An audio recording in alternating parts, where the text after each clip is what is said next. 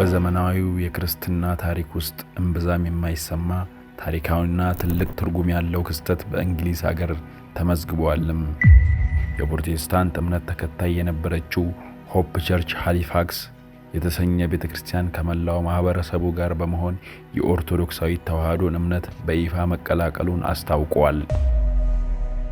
ይህ ክስተት የአንድ ግለሰብ ወይም የጥቂት ሰዎች የግል ውሳኔ ሳይሆን አንድ ሙሉ ቤተክርስቲያን በጋራ ያደረገው ጥልቅ መንፈሳዊ ጉዞ ውጤት መሆኑን ልዩ ያደርገዋል።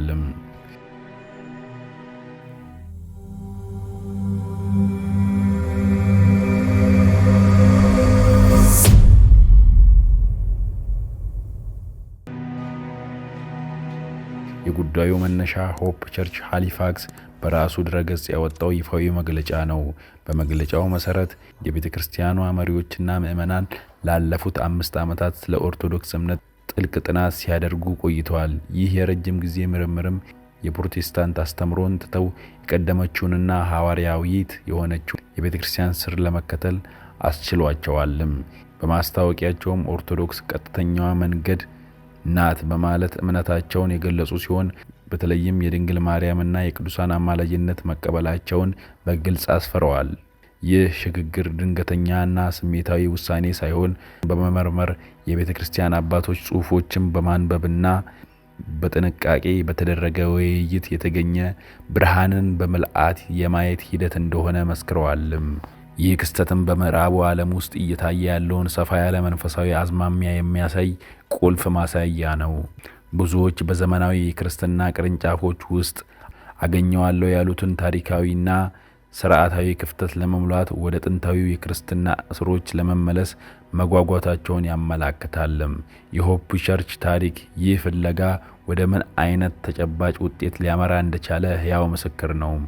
በሁለተኛ ደረጃ ይህ የእምነት ጉዞ በሃይማኖቶች መካከል ሊኖር ስለሚገባው ገንቢ ውይይትና መከባበር ትልቅ ትምህርት ይሰጣል።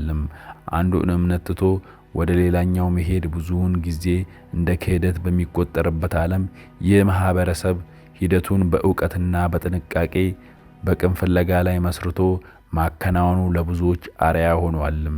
ሆፕ ቸርች ወደ ኦርቶዶክስ እምነት ያደረገው ሽግግር በጥልቅ መንፈሳዊ ጥማት፣ በታሪክ ፍቅርና ለእምነት በነበረ ቅን ፍለጋ የተቀጣጠለ የ5 ዓመት ረጅም ጉዞ ውጤት ነው።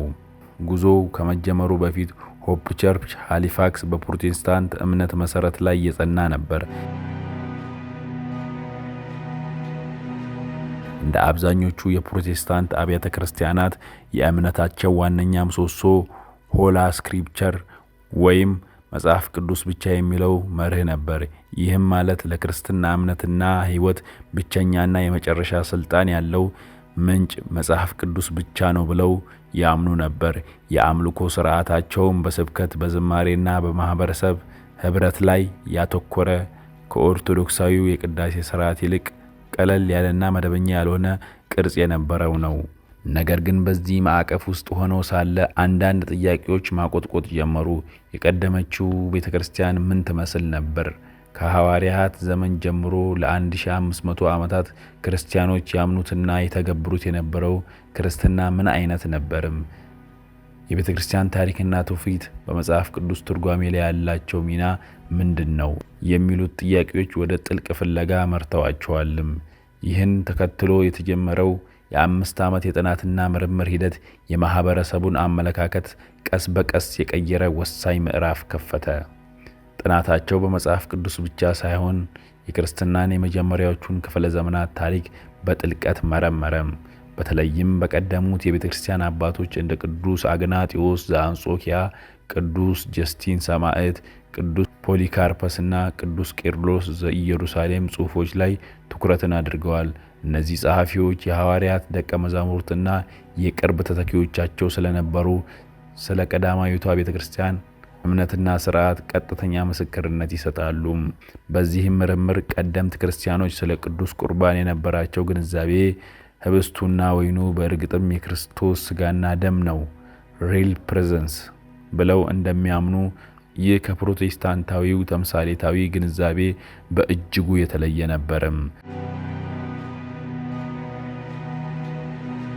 በተጨማሪም ስለ ቅዱሳን ክብርና አማላጅነት፣ ስለ ድንግል ማርያም ልዩ ስፍራ ቴዎቶኮስ ወላዲተ አምላክና ስለ ቤተ ክርስቲያን ሐዋርያዊ ተተኪነት ወይም አፖስቶሊክ ሰክሰሽን ያላቸውን መረዳት ከምንጩ መቅሰም ጀመሩ።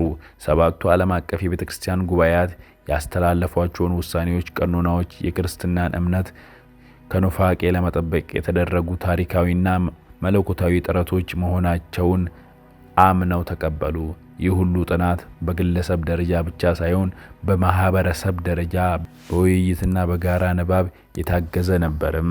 በመጨረሻም ይህ ጥልቅና አድካሚ ጉዞ ወደ አንድ መደምደሚያ አደረሳቸው። የኦርቶዶክስ ቤተ ክርስቲያን ለዘመናት ሳይበረዝና ሳይከለስ የሐዋርያትን እምነት፣ ሥርዓትና ሕይወት ጠብቃ የኖረች የእውነት አምድና መሠረት መሆኗን ተገነዘቡ። የፕሮቴስታንት ተሐድሶ የጠፉትን አንዳንድ እውነቶች መልሶ ለማግኘት የተደረገ ጥረት ቢሆንም ኦርቶዶክሳዊት ቤተክርስቲያን ያንን እውነት በምልአት ይዛ እንደኖረች አመኑ። በመግለጫቸውም ላይ ብርሃንን በምልአት ወደ ማየት ተሸጋግረናል ማለታቸው ይህንን እውነት ያሳያል። ለውጡ ይፋ የሆነው በቤተክርስቲያኗ ይፋዊ ድረገጽ አማካኝነት ነበር። ማስታወቂያው ደረቅ መረጃ ከመሆን አልፎ ጥልቅ መንፈሳዊ ምስክርነትና ልባዊ ጥሪን ያዘለ ነበር። ኦርቶዶክስ ቀጥተኛዋ መንገድ ናት የሚለው መሪ ቃላቸው ውሳኔያቸው የእምነት ማረጋገጫ ብቻ ሳይሆን ሌሎችም እንዲከተሉት የሚጋብዝ የወንጌል ጥሪ መሆኑን ያሳያል። በማስታወቂያው ውስጥ አንዳንዶች በዚህ አቋማቸው ሊገረሙ ይችላሉ በማለት ሊፈጥር የሚችለውን መደናገር አስቀድመው ጠቁመዋል። ነገር ግን መልሳቸው ግልጽ ነበር። እውነታው ግን ብርሃንን በምልአት ወደ ማየት ተሸጋግረናልና ኑና እኛ የቀመስነውን እውነት ቀምሳችሁ እዩ። ይህ አገላለጽ ውሳኔያቸው በጥርጣሬ ሳይሆን በማይናወጥ እምነትና በተለማመዱት መንፈሳዊ ልምድ ላይ የተመሰረተ መሆኑን ያስረዳል። በተጨማሪም ውይይት ለሚፈልጉ ሁሉ በአቅራቢያው ወደሚገኝ የኦርቶዶክስ አጥቢያዎች ሄደው እንዲማሩና መርሃ ግብራት እንዲከታተሉ መጋበዛቸው የውሳኔያቸውን ግልጽነትና ሌሎችም ለመርዳት ያላቸውን ዝግጁነት ያሳያል። ከፕሮቴስታንታዊ አስተምህሮ ወደ ኦርቶዶክሳዊ ስነ መለኮት የተደረገው ሽግግር መሰረታዊ የሆኑ ለውጦችን መቀበልን ይጠይቃል። በይፋዊ መግለጫቸው ላይ በግልጽ እንዳስቀመጡት የቅድስት ድንግል ማርያምንና የቅዱሳንን አማላጅነት መቀበላቸው ዋነኛውና ለብዙ ፕሮቴስታንቶች አከራካሪ ሊሆን የሚችል ነጥብ ነው። ይህ ለውጥ ክርስትና የግለሰብና የእግዚአብሔር ግንኙነት ብቻ ሳይሆን በሰማይና በምድር ያሉትን ቅዱሳን ሁሉ የሚያጠቃልል አንድ ትልቅ ቤተሰብ ወይም የቅዱሳን ህብረት መሆኑን መቀበላቸውን ያመለክታል። ከዚህ በተጨማሪ በኦርቶዶክስ ስነ መለኮት ውስጥ ያሉ ሌሎች ቁልፍ አስተምህሮዎች መቀበላቸው ነው። ለምሳሌ የቤተክርስቲያን ቅዱስ ትውፊት ከመጽሐፍ ቅዱስ እኩል እንደ እምነት ምንጭ ማየት፣ የሰባቱን ምስጢራተ ቤተክርስቲያን በተለይም የቅዱስ ቁርባንን ለውጥ ማመን፣ እንዲሁም የክህነት ስልጣን በሐዋርያዊ ተተኪነት ወይም አፖስቶሊክ ሰክሰሽን ከክርስቶስ ጀምሮ ሳይቋረጥ እንደመጣ መቀበልን ይጨምራል። ከመጽሐፍ ቅዱስ ብቻ መርህ ወደ መጽሐፍ ቅዱስ በቤተ ክርስቲያን ትውፊት ውስጥ ወደሚል ሰፊ ግንዛቤ መሸጋገራቸውን ያሳያል። ቤተ ክርስቲያኑ የተቀላቀለው የአንጾኪያ ኦርቶዶክስ ቤተ ክርስቲያንን ነው። ይህ ምርጫው ስልታዊ ሊሆን ይችላል፣ ምክንያቱም የአንጾኪያ ፓትርያርክ መቀመጫው በመካከለኛው ምስራቅ ቢሆንም በምዕራቡ ዓለም በተለይም በእንግሊዝ ጠንካራ አደረጃጀትና ታሪክ አለው። በተጨማሪም ክርስቲያን የሚለው ስም ለመጀመሪያ ጊዜ የተሰጠው በአንጾኪያ የሐዋርያት ሥራ ምዕራፍ 11 ከቁጥር 26 ላይ መሆኑ ነው። ከቀዳማዊቷ ሐዋርያዊት ቤተክርስቲያን ጋር በቀጥታ የመገናኘት ታሪካዊና መንፈሳዊ ፋይዳ አለው። የዚህ ውሳኔ አንድምታ ሰፊ ነው። በቀድሞ የፕሮቴስታንት ማህበረሰባቸው ውስጥ ይህ እርምጃ መደናገርን፣ ሐዘንን አሳልፎ ተርፎም የክህደት ውንጀላን ሊያስነሳ ይችላል።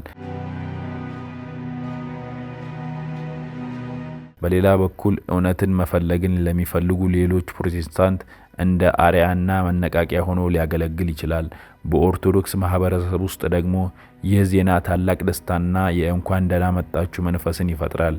ኦርቶዶክሳውያን እነዚህን አዲስ ወንድሞችና እህቶች በእምነት ለማጽናት ወደ ሙሉ የቤተክርስቲያን ሕይወት ለማዋሃድ ትልቅ ኃላፊነት ይኖርባቸዋል። በሰፊው ማህበረሰብ ደረጃ ደግሞ ይህ ክስተት ኦርቶዶክስን እንደ ጥንታዊና የማይለወጥ ለዘላለም ለዘመናዊው ዓለም የማይመጥን አድርገው ለሚያስቡ ሰዎች የተለየ ገጽታን ያሳያል።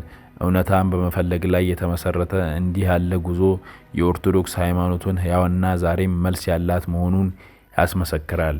ጉዞው የተጀመረው የቀደመችው ቤተክርስቲያን ምን ትመስል ነበር የሚል ቅን ጥያቄ ነው። መልሱን ለማግኘት የቤተክርስቲያን አባቶችን ጽሑፎች፣ የጥንት ጉባኤያትን ውሳኔዎች እና የቤተክርስቲያንን ታሪካዊ ቀጣይነት በጥልቀት መርምረዋል። በዚህም ሂደት ኦርቶዶክሳዊት ቤተክርስቲያን የሐዋርያት እምነት ሥርዓት ሕይወት በምልአት ጠብቃ የኖረች የእምነት አምድና መሠረት መሆኗን ወደ ማመን ደርሰዋልም።